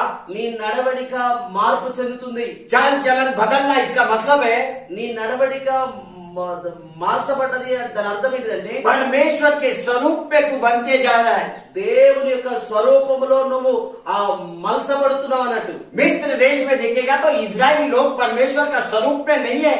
ఆ యొక్క ఐగుప్తు దేశంలో చూసినట్లయితే ఇజ్రాయెల్ దేవుని యొక్క స్వరూపములో లేరు. वो लोग अविश्वासी का जैसा जीवन जी रहा है. వాళ్ళు అన్యుల్లాగా జీవిస్తున్నారు. उनके स्वभाव में कोई बदलाव दिखाई नहीं दे रहा है. వాళ్ళ జీవితంలో ఎలాంటి మార్పు కనబడతలేదు. मिस्री लोगों का हाथ में गुलामी का जीवन जी रहा है. ఆ యొక్క ఐగుప్తు దేశస్తుల యొక్క చేతులలో వాళ్ళు ఆ యొక్క దాసుల్లాగా జీవిస్తున్నారు. उनका शरीर को देखेगा तो दूसरे के लिए काम कर रहा है. వాళ్ళ శరీరం చూసినట్లయితే ఇతరుల కొరకు పని చేస్తున్నారు. వాళ్ళు कोई नियम उनका शरीर पे लागू नहीं है. వాళ్ళ ఎలాంటి యొక్క నియంత్రణ లేదు వాళ్ళ శరీరం మీద. केवल खाने का, दूसरे के लिए काम करने का. కాలి తినడము, ఇతరుల కొరకు పని చేసడం. इससे ज्यादा कुछ नहीं किया.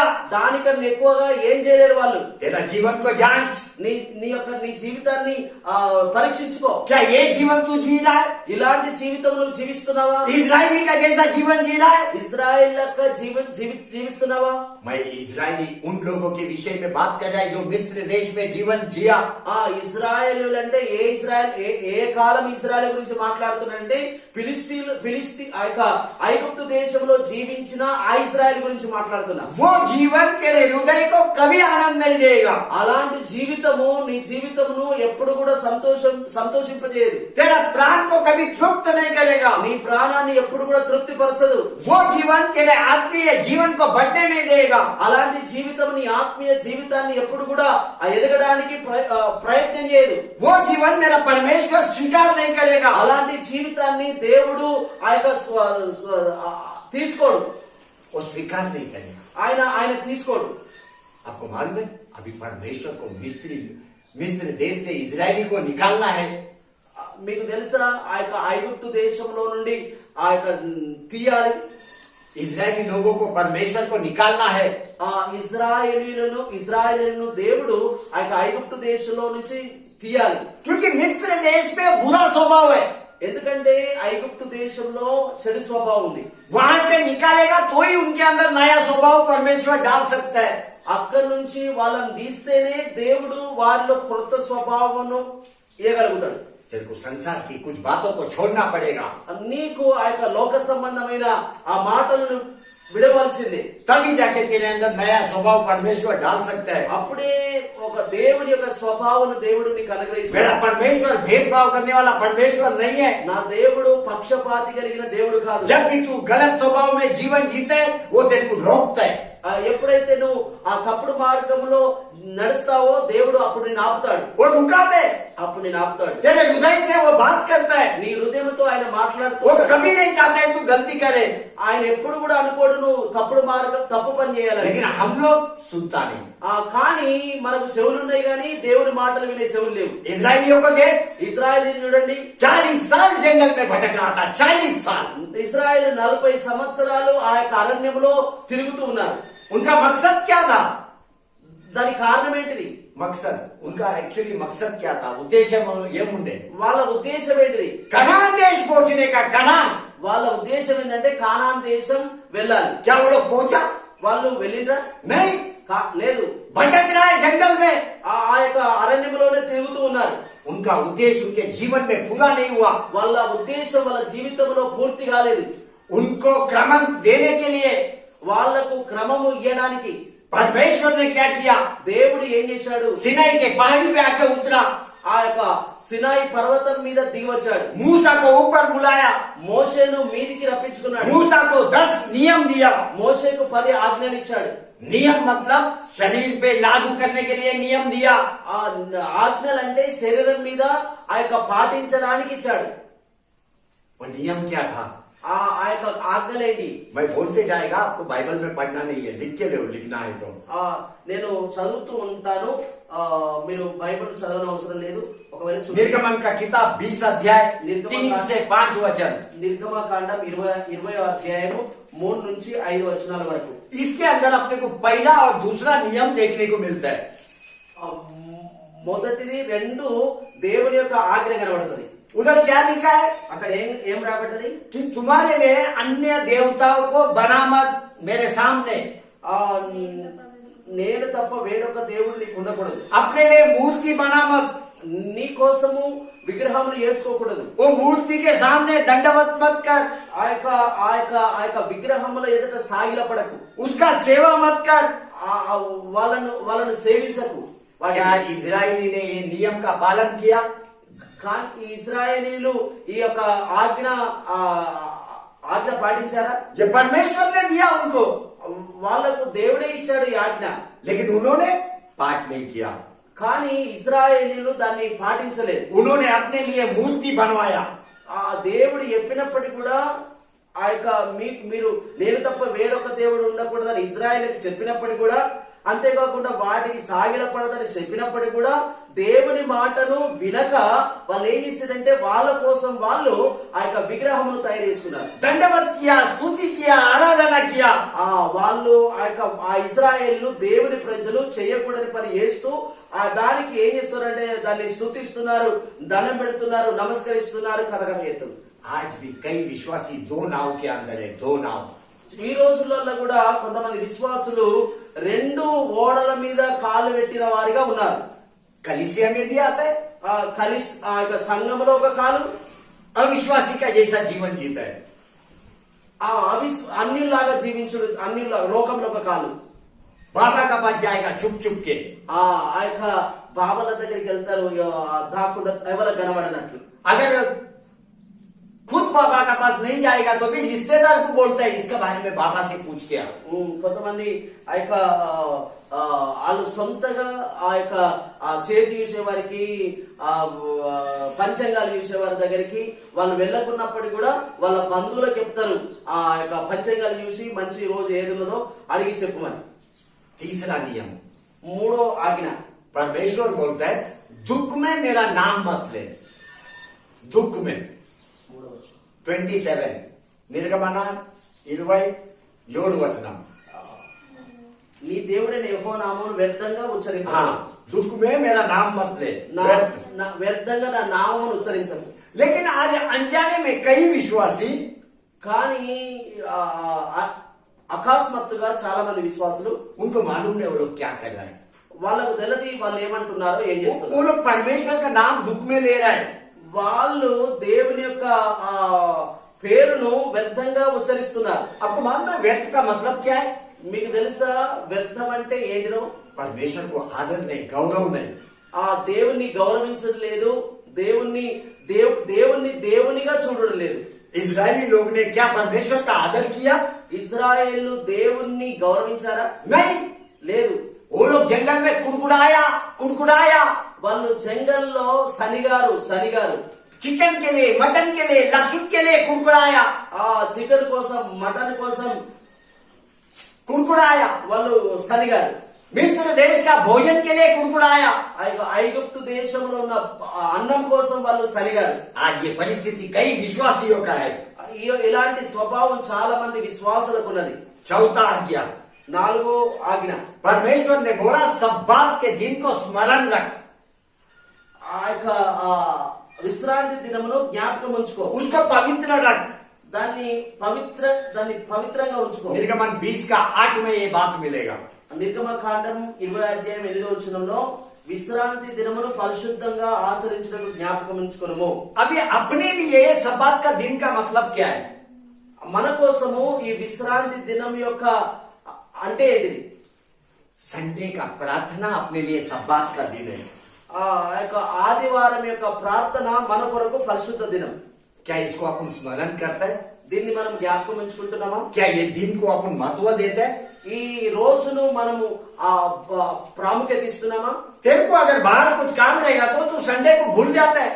ఏదన్నా బయట ఏదన్నా పని ఉన్నదంటే ఈ ఆదివారము పరిశుద్ధ దినమని, ఆదివారం దేవుడు కోరుకున్నాడని, ఆదివారం మందిరంకు రావాల్సి ఉన్నదని నీకు తెలిసినప్పటికీ కూడా నువ్వు ఆది మరిచిపోతావు, ఆ బయట పనిని చూసుకుంటావు. घर का काम तू कैंसल करता है, దేవుని యొక్క పనిని నువ్వు పక్కకు పెట్టి నీ పని మీద పరిగెత్తుతావు. तेरा काम को तू महत्व देता है, నీ పనికి నువ్వు ప్రాముఖ్యత ఇస్తావు కానీ దేవుని మాటను పక్కకు పెడతావు. तू संडे को स्मरण नहीं करता है, ఆ యొక్క ఆదివారాన్ని నువ్వు జ్ఞాపకం ఉంచుకోవు, దాన్ని గౌరవించవు. तेरे लिए प्रार्थना स्तुति आराधना इंपॉर्टेंट नहीं है। నీ విషయంలో ప్రార్థన స్తుతి ఆరాధన ప్రాముఖ్యం కాదు. तू उसको पवित्र भी नहीं रखता है। దాన్ని పరిశుద్ధంగా కూడా నువ్వు ఆచరించవు. पवित्र का मतलब मालूम है आपको? పరిశుద్ధంగా అంటే ఏంటో తెలుసా? जब तू कलीसिया में आएगा तो तेरे दुश्मनों को तेरे को क्षमा करना है। ఎప్పుడైతే మందిరానికి వస్తావో నువ్వంటే గిట్టని వారిని నువ్వు క్షమించాలి. सबको क्षमा करना है। అందరినీ క్షమించే హృదయం కలిగి ఉండాలి. तेरा हृदय प्रेम करने वाला होना चाहिए। నీ హృదయము ప్రేమ కలిగిన హృదయం కలిగిన इसको बोलता है पवित्र। దాన్ని అంటారు పరిశుద్ధమైనది. लेकिन अपना परिस्थिति बिल्कुल विरोध में है। మన పరిస్థితి అయితే ఆ మొత్తము ఆ యొక్క వ్యతిరేకంగా ఉన్నది. अपने अंदर जलन भरा हुआ है, మనలో ఆ యొక్క ద్వేషం నింపబడి ఉన్నది. अपन अपना दुश्मन को क्षमा नहीं कर सकते। మనము మన శత్రువును క్షమించం. अपना नियम फिक्स है, मरने तक उसको मैं क्षमा नहीं करेगा। మనలో చాలా మందిలో ఏమంటదంటే నేను చచ్చిపోయేంత వరకు కూడా ఆ వ్యక్తిని నేను క్షమించను, ఆ వ్యక్తితో నేను మాట్లాడను. ये परिस्थिति है। చాలా మంది దేవుని నమ్ముకున్న వాళ్ళలో, ప్రార్థనకు వస్తున్న వాళ్ళలో, ప్రార్థనకు చేస్తున్న వాళ్ళలో ఇలాంటి స్వభావం ఉన్నది. जलन छुपेला है हृदय के अंदर। ఆ హృదయంలో ఆ యొక్క అలాంటి స్వభావం దాగి ఉన్నది. बताओ मेरे को, आपका हृदय क्या पवित्र है? చెప్పండి, మీ హృదయం ఆ దేవుని ఎదుట పవిత్రంగా ఉన్నదా? जांच अपने आप को। మిమ్మల్ని మీరు ఆ యొక్క పరీక్షించుకోనండి. 5वां आज्ञा, 5వ ఆజ్ఞ, अपना माता पिता का आदर कर। निर्गमन 20 का 12। ఆ యొక్క తల్లిదండ్రులను సన్మానించు. देखो ये विषय पे बात करने को मेरे को शर्म आ रहा है अभी। దీని విషయంలో మాట్లాడడానికి నాకు సిగ్గు అనిపిస్తుంది. क्योंकि विश्वासी दूसरा सबको प्रेम कर सकता है।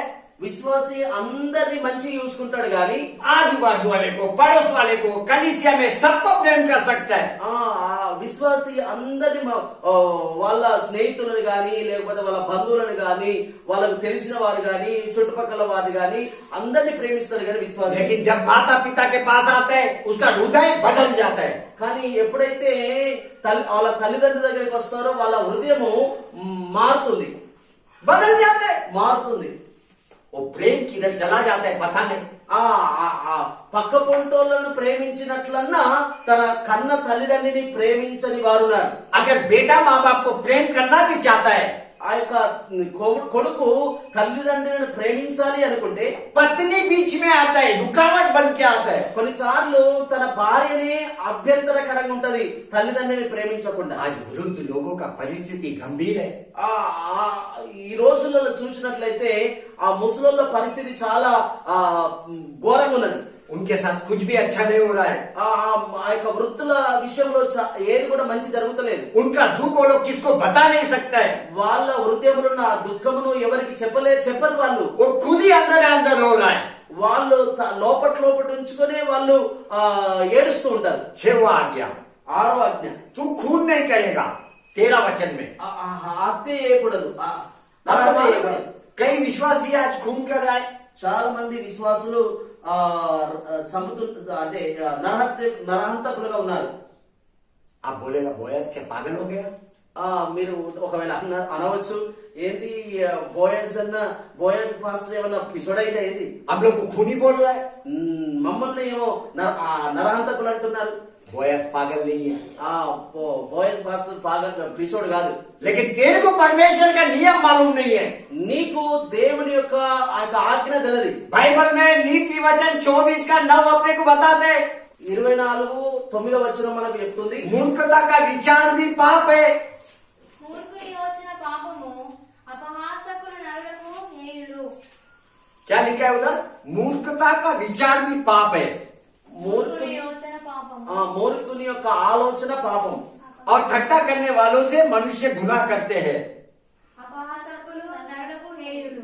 अभी मेरे को बताओ कितना विश्वासी मन में अपना दुश्मन का खून करता है। చూడండి ఎంతమంది విశ్వాసులు మనసులో ఇతరులను ఆ మనసులోనే చంపేస్తున్నారు, दुश्मन को ఆ యొక్క శత్రువుకు. वो बोलता है ये मरता क्यों नहीं। ఆ మనసులో అనుకుంటాడు, వీడు ఎన్ని రోజులు నన్ను ఇట్లా శత్రువు ఉంటాడు, ఎందుకు केवल ఎత్తలేదు? मन में नहीं दूसरे के साथ बोलते हैं कि ये मरता क्यों नहीं।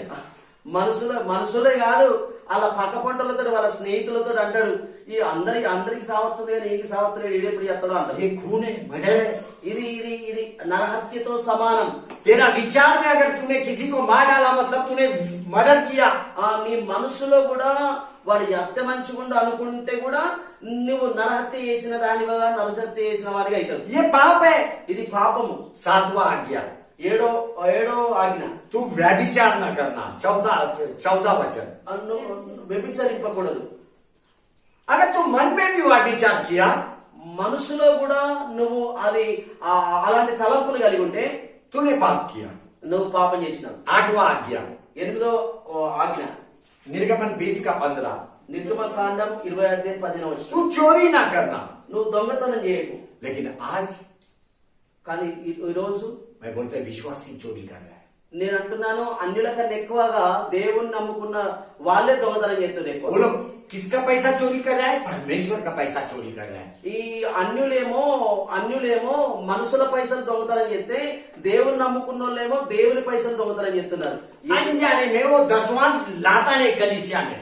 వాళ్ళకు తెలియకుండానే వాళ్ళు దేవునికి ఇవ్వవలసిన దశం భాగాలు దేవునికి ఇస్తలేదు.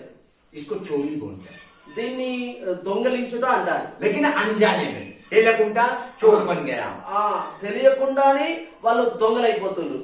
9वां आज्ञा 9వ ఆజ్ఞ, तू झूठा साक्षी अपने पड़ोसी के विरोध में मत देना। निर्गमन 20 का 16। నీవు పొరుగు వాని మీద అబద్ధ సాక్ష్యం పలకకూడదు. दूसरे शब्द में तू झूठ नहीं बोलने का। ఇంకో మాటలు చెప్పినట్లయితే నువ్వు అబద్ధం ఆడకూడదు. कलीसिया हमेशा बोलने से पहले अपना शब्द को जांच। సంగమా, ఎప్పుడు మాట్లాడక ముందు మన మాటను అర్థం చేసుకో. ఏదైతే అవసరమో అదే మాట్లాడాలి, అనవసరమైన మాటలు మాట్లాడకూడదు. बिगर जांचे शब्द को जाने मत दे। बिगर जांचे शब्द को जाने मत दे। ఆలోచించకుండా మాట మాట్లాడకూడదు. अगर तू अपने शब्द को जांचेगा तो कभी भी झूठ नहीं बोलेगा। నీ మాటను నిన్ను నువ్వు అర్థం చేసుకుంటే, నువ్వేం మాట్లాడుతున్నావో నువ్వు అర్థం చేసుకుంటే ఎప్పుడు కూడా నువ్వు అబద్ధలాడు. 10वां आज्ञा 10వ ఆజ్ఞ, तू लालच मत कर। 17वां वचन। నీ పొరుగు వాణిలో ఆశింపకూడదు. हाँ, लालच मत कर। నీ పొరుగు వాణిని ఆశించకూడదు ఏది కూడా. मतलब दूसरे का कुछ भी वस्तु का अपने को लालच नहीं करना है। ఇతరుల యొక్క వస్తువులను ఏది కూడా నీది కాంది ఏది కూడా ఆశించద్దు. ఇది నాకుంటే మంచిగా, ఇది నాదైతే మంచిగా ఉండాలద్దు. ఇతరుల దాన్ని, ఇల్లుని గాని, భూమిని గాని, జాగని గాని, ఇంకా బంగారం గాని, ఏదైనా గాని ఇతరులది ఆశించకూడదు. अभी ईमानदारी से तेरा हृदय के अंदर का परिस्थिति तू जांच। నువ్వు హృదయపూర్వకంగా నీ హృదయాన్ని నువ్వు పరిశీలించుకో. क्या तू दूसरे का वस्तु का आशा करता है। నువ్వు నీది గాంధీ వేరే వాళ్ళ యొక్క వస్తువును నువ్వు ఆశపడుతున్నావా? గాళ్ళ ఇల్లు నాకు అత్తే మంచిగుండు, గల్ల భూమి నాకు అత్తే మంచిగుండు అని నువ్వు ఇట్లా అట్లా ఆశపడుతున్నావా? పరీక్షించుకో. నీకు నువ్వు जो तेरा नहीं है उसका तू आशा कर रहा है। అది నీది గాంధీ నువ్వు ఆశపడుతున్నావు. देखो विवाह में डाउरी मांगना भी एक आशा है। నీ పొరుగు వాని భార్య विवाह में शादी में डाउरी मांगना। అచ్చా, हाँ हाँ, వివాహంలో ఆ యొక్క వరకట్నం అడుగుడు కూడా ఆశ. आशा वो एक लालच है। అదొక ఆశ. అది किसी का अच्छा घर को तो देखेगा तो तेरा मन में आता है ये मेरा होना मांगता था। ఎవరిదన్నా మంచి ఇల్లు చూసినట్లయితే ఇది నాదైతే మంచిగుండు అని అనిపిస్తుంది. बच्चों अपना स्वभाव पे काम कर। పిల్లలారా, నీ స్వభావం మీద పని చేయండి. तेरा बुरा स्वभाव को तेरे अंदर से निकाल। నీలో ఒకవేళ చెడు స్వభావం ఉంటే దాన్ని నీ హృదయంలో నుంచి దాన్ని తీసిపారే. तेरे को मालूम नहीं वो बुरा स्वभाव तेरे जीवन को भयंकर बनाते जा रहा है। నీకు తెలది నీలో ఉన్న ఆ యొక్క చెడు స్వభావం నిన్ను నష్టంలోనికి నడిపిస్తుంది. इस समय में परमेश्वर का आत्मा तेरे हृदय को छू रहा है। ఈ సమయంలో దేవుని యొక్క ఆత్మ నిన్ను తాకుతుంది. सीधा सीधा परमेश्वर तुझसे बात कर रहा है। డైరెక్ట్ గా దేవుడు నీతోనే మాట్లాడుతున్నాడు. उसका शब्द तेरे हृदय में आ रहा है। ఆయన యొక్క స్వరము నీలోనికి వస్తుంది. उसका शब्द तेरे हृदय में जीवित हुआ है। ఆయన యొక్క స్వరము నీలో ఆ యొక్క సజీవంగా ఉన్నది. अभी अगर तेरे को शुद्ध होना चाहिए तो वो है प्रभु यीशु ख्रिस्त का लहू। నిన్ను నువ్వు పరిశుద్ధపరచుకోవాలంటే ఆయన రక్తం ద్వారా నువ్వు పరిశుద్ధపరచుకోవచ్చు. पृथ्वी पे ऐसा कोई मनुष्य नहीं है जिसने पाप नहीं किया। భూమి మీద ఎవ్వరు కూడా లేరు పాపం చేయని వారు. हर एक ने पाप किया। ప్రతి ఒక్కరు కూడా పాపం చేసిన వారే. फारसी को देख, फारसी को ఆ యొక్క పరిశీలన చూడండి. పరిశీలన वो प्रार्थना कर रहा है वेदिका निजी का के, लेकिन परमेश्वर से जुड़ा नहीं। ఆయన మందిరంలోనికి వచ్చి ఆ యొక్క మందిరంలో ప్రార్థన చేస్తున్నాడు గాని దేవునితో ఆయన మనసు కలలేదు. उसका हृदय भटक रहा है उधर टैक्स कलेक्टर के पास। ఆయన హృదయం మాత్రము ఆ యొక్క తిరుగుతుంది ఆ యొక్క సుంకరి చుట్టూ. प्रार्थना में उसका हृदय खो गया। ప్రార్థనలో ఆయన హృదయం ఆయన దగ్గర లేదు. आज भी कई विश्वासियों का प्रार्थना में उसका हृदय खो जाता है। ఈ రోజు కూడా చాలా మంది యొక్క ఆ ప్రార్థన చేస్తున్నప్పుడు వాళ్ళు అక్కడనే ఉంటారు కానీ వాళ్ళ హృదయం తిరుగుతూ ఉంటది. परमेश्वर से उसका हृदय जुड़ता नहीं। దేవునితో వాళ్ళ హృదయాలు కలుస్తలేవు. मैं टैक्स कलेक्टर को प्रेम करता है। నేను ఆ యొక్క ఆ సుంకర్ని ప్రేమిస్తున్నాను. उसका प्रार्थना का रीति को देख के मैं प्रेम करता है। ఆయన ప్రార్థన విధానం చూసి ఆయనను ప్రేమిస్తున్నాను. वो दरवाजे में पैर रखने के साथ उधर ही रुका। ఆయన ఆ యొక్క మందిరంలోనికి అడుగుపెట్టిన తర్వాత అక్కడనే ఆగిండు. उधर ही रुका। అక్కడనే ఆగిండు. उसने अपना सिर भी स्वर्ग की तरफ, अपना आंख भी स्वर्ग की तरफ उठाया नहीं।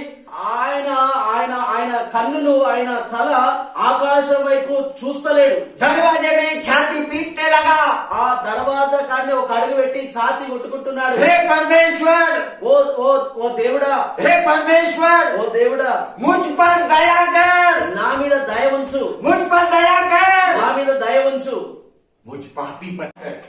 ఈ పాపి మీద దయ ఉంచు. पढ़िए लूका 18:13।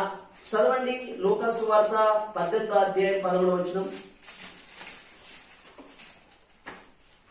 అయితే సుంకరి దూరంగా నిలుచుండి ఎన్నో వచనం? 13। చదువు. అయితే సుంకరి దూరంగా నిలుచుండి చదువు. ఆకాశం వైపు కన్నులెత్తుటకైనను ధైర్యము చాలక రొమ్ము కొట్టుకొనుచు దేవా పాపినైన నన్ను కరుణించమని పలికెను. देखो, परंतु चुंगी लेने वाले ने दूर खड़े होकर स्वर्ग की ओर आंखें उठाना भी न चाहा, वरन अपनी छाती पीट पीट कर कहा, हे परमेश्वर, मुझ पापी पर दया कर। देखो, ये व्यक्ति ने जैसा ही दरवाजे में पैर रखा, ఈ వ్యక్తి ఎలాగైతే దర్వాజలో కాలు పెట్టాడో प्रार्थना में उसको अपना दोष दिखाई दिया। ప్రార్థనలో ఆయనలో ఉన్న పాపము కనబడ్డది. उसका अंदर का कमजोरी उसको दिखाई दिया। ఆయనలో ఉన్న బలహీనత ఆయన కనబడ్డది. तेरे को मेरे को भी मंदिर में पैर रखने के साथ अंदर का पाप दोष दिखाई देना चाहिए। నీకైనా నాకైనా మందిరంలోకి వచ్చిన వెంటనే మనలో ఉన్న దేవునికి అసహ్యమైన పాపాలు ఏదున్నా అది కనబడి ఆవిడని ఒప్పుకొని విడిచిపెట్టే వారిగా ఉండాలి. वो आगे नहीं आया, ఓ అది ఆయన ముందుకు రాలేడు. उधर ही रुका, అక్కడనే ఆగిండు. उधर ही क्षमा मांगा। అక్కడనే ఆయన క్షమాపణ అడిగిండు. उसको लज्जा आ रहा था स्वर्ग की तरफ देखने को। ఆయనకు దేవుని వైపు పరలోక వైపు చూడడానికి సిగ్గుపడుతుంది. ఎందుకంటే నాలో పాపం ఉన్నది, నేను ఆయన వైపు చూడలేను. परमेश्वर से बोला, मुझ पापी पर दया कर। ఆ దేవునితో అంటున్నాడు ఈ పాపిని మీద దయ ఉంచుమని. वो भी छाती पीट के रो रो के అది కూడా ఛాతి కొట్టుకుంటూ ఏడుచుకుంటూ అంటున్నాడు. ये स्वभाव अपने अंदर अमल कर। ఈ స్వభావమును మనలో జరగనియండి. कलीसिया में पैर रखने से पहला तेरे पाप को तो स्मरण कर। మందిరంలో అడుగు పెట్టక ముందే నువ్వు ఏదైతే నీలో తప్పున్నదో దాన్ని కనబడి అది ఒప్పుకొని విడిచిపెట్టేలా दरवाजे में ही पाप को स्वीकार कर। ఆ యొక్క మందిరంలో ఆ యొక్క దర్వాజలో కాలు పెట్టిన వెంటనే నీ పాపమును నువ్వు ఒప్పుకో. तू क्षमा किया जाएगा। నిన్ను దేవుడు క్షమిస్తాడు. तब तेरे अंदर एक नया चाल चलन देखने को मिलेगा, అప్పుడు నీలో ఒక కొత్త నడవడిక కనబడుతుంది, एक नया बुद्धि देखने को मिलेगा। ఒక క్రొత్త బుద్ధి కనబడుతుంది। अपने स्वभाव पे काम कर, నీ స్వభావం మీద పనిచేయి, बुराई के ऊपर काम कर, ఆ యొక్క చెడును విడిచిపెట్టే విషయంలో పనిచేయి, अच्छा अच्छी बातें अपने जीवन में जोड़ते जा। మంచి మంచి విషయాలు నీ హృదయంలో పెట్టుకో। जैसा जैसा अच्छी बातें तेरे स्वभाव में आएगा, तू परमेश्वर से जुड़ने लगेगा। ఎట్లయితే మంచి మాటలు నీ హృదయంలోనికి వస్తావో దేవునితో నీ సహవాసం కలుస్తూ ఉంటది।